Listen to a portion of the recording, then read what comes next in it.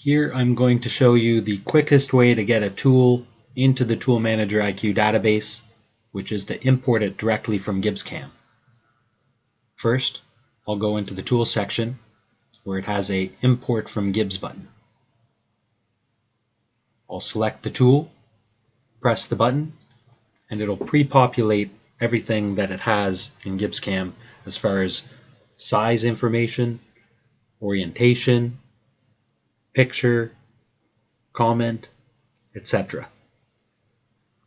Now there are some extras here that I can also use, like setting it as a favorite tool.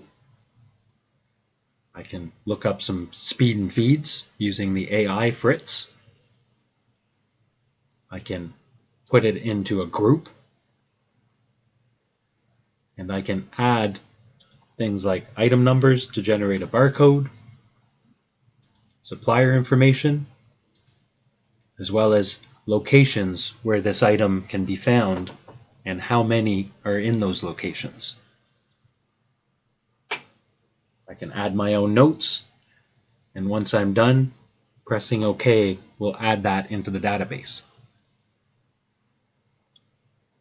It's a similar thing with multiple tools, where I can select the tools here in GibbsCAM, use the Import from Gibbs button, and now it'll prompt me if I want to put them into a group. I can press OK.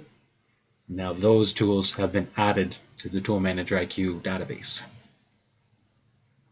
Now anyone else on the database can see those tools and simply double-click them to edit them, to possibly add some extra information or group them differently.